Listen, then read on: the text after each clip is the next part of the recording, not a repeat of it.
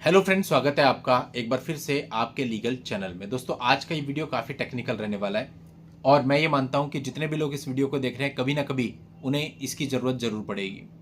देखिए, आज का समय वो है कि अगर आप से कोई भी पूछे कि आपके पास क्या सबूत है, तो 90% लोग कहते हैं मेरे पास कॉल की रिकॉर्डिंग है, मेरे पास व्हाट्सएप मैसेजेज हैं, मेरे पास कुछ स्क्रीनशॉट है, मेरे पास कुछ मेल्स हैं, या मेरे पास कोई सीडी है, मेरे पास पेन ड्राइव है, मेरे पास सीसीटीवी कैमरा रिकॉर्डिंग है।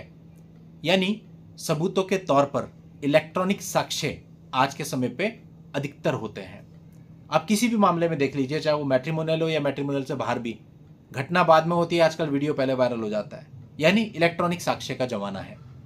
अब ऐसे में इलेक्ट्रॉनिक साक्ष्य आपको बचा भी सकता है और फंसा भी सकता है। इलेक्ट्रॉनिक साक्ष्य अगर आपके पास है अपनी बेगुनाही का या किसी को दोषी साबित करने के लिए, उसको आप कोर्ट में देना चाहते हैं ताकि कोर्ट उस साक्ष्य पर विश्वास करे, रिलाय करे और आपको न्याय मिले। तो दोस्तों, इसमें बहुत सारी चीजें आपको ध्यान में रखनी पड़ती है। मोटा मोटा आजकल क्या होता है कि हम लोग थोड़ा सा पढ़ लेते हैं नेट से, हमें पता चल जाता है कि भाई जो इलेक्ट्रॉनिक साक्ष्य होता है उसके साथ में 65B का सर्टिफिकेट जाता है, दैट्स इट।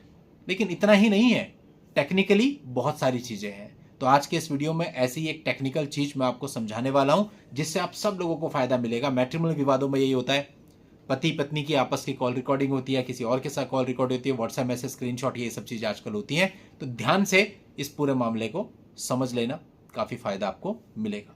आगे बढ़ने से पहले आपसे कहना चाहूंगा कि यदि आपने चैनल को अभी तक भी सब्सक्राइब नहीं किया है तो फटाफट चैनल को सब्सक्राइब कर दें ताकि ऐसे वीडियो की निरंतर जानकारियां आपको मिलती रहे और मुझे मोटिवेशन मिलता रहे ऐसे वीडियो हर रोज आप लोगों के लिए लाने का। देखिए दोस्तों, मामला ये ऐसा था कि ट्रायल कोर्ट में एक सीडी पेश की गई और उसको एग्जिबिट करने के लिए कहा गया। ट्रायल कोर्ट ने उसको एग्जिबिट के रूप में स्वीकार करने से मना कर दिया और ट्रायल कोर्ट के इसी आदेश को हाई कोर्ट में चुनौती दी गई थी। मध्य प्रदेश हाई कोर्ट का यह मामला है। ट्रायल कोर्ट ने यह पाया था कि उस पर्टिकुलर सीडी के साथ जो 65B का सर्टिफिकेट यानी कि प्रमाण पत्र दिया गया है वो कानून की अनिवार्य शर्तों को पूरा नहीं करता है, इसलिए इलेक्ट्रॉनिक साक्ष्य स्वीकार नहीं है। अब दोस्तों, जब मामला ये हाईकोर्ट आया तो यहां पर हाईकोर्ट को देखना था कि ट्रायल कोर्ट ने सही किया कि गलत, यानी वो सीडी एग्जिबिट के रूप में स्वीकार की जानी चाहिए थी या नहीं की जानी चाहिए थी। तो यहां पर हाईकोर्ट ने एक जजमेंट पर रिलाई किया, अर्जुन पंडित राव खोटकर वर्सेस कैलाश भूषण राव। हाईकोर्ट ने यह कहा कि मोबाइल फोन से तैयार की गई सीडी कंप्यूटर आउटपुट और सेकेंडरी इलेक्ट्रॉनिक एविडेंस है, जिसके लिए धारा 65B(2) और धारा 65B(4) के अनुरूप प्रमाण पत्र अनिवार्य है। कोर्ट ने कहा कि इलेक्ट्रॉनिक रिकॉर्ड की प्रामाणिकता और विश्वसनीयता सुनिश्चित करने के लिए इस कानूनी प्रक्रिया का पालन आवश्यक है। कोर्ट ने यह भी कहा कि यदि किसी दस्तावेज की स्वीकार्यता किसी वैधानिक शर्त पर निर्भर करती है तो ट्रायल कोर्ट उसे एग्जिबिट के रूप में स्वीकार करने से पहले उसकी वैधता की जांच कर सकता है। केवल ये कह देना कि इलेक्ट्रॉनिक साक्ष्य से किसी भी प्रकार की छेड़छाड़ नहीं हुई है, साक्ष्य अधिनियम की धारा 65B का पालन नहीं माना जा सकता है। इसी आधार पर हाईकोर्ट ने ट्रायल कोर्ट के आदेशों को सही ठहराते हुए ये याचिका खारिज कर दी। यानी यदि आप ये समझते हैं कि आपके पास कोई इलेक्ट्रॉनिक रिकॉर्ड है और आप जस्ट एक 65B का सर्टिफिकेट फाइल कर देंगे और वो स्वीकार हो जाएगा, तो ऐसा बिल्कुल भी नहीं है।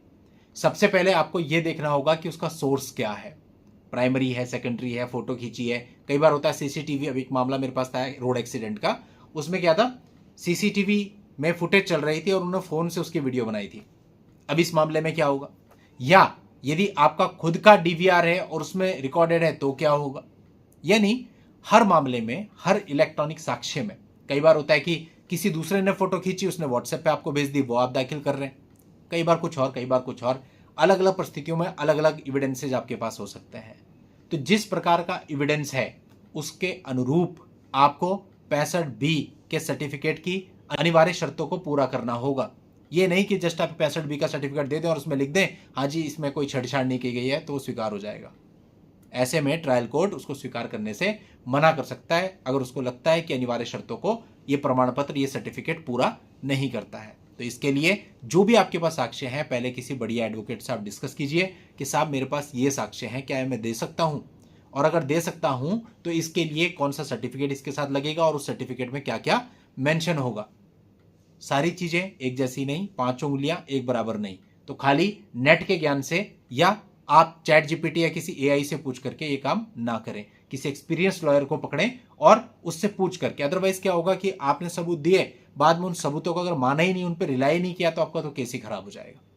तो थोड़ी सी मिस्टेक से चीज़ें कई बार खराब हो जाती हैं, जल्दबाजी में, या कई बार थोड़ा सा समय या थोड़ा सा पैसा बचाने के लिए इस प्रकार की चीज़ें कर ली जाती हैं और बाद में इसका बहुत तगड़ा नुकसान होता है।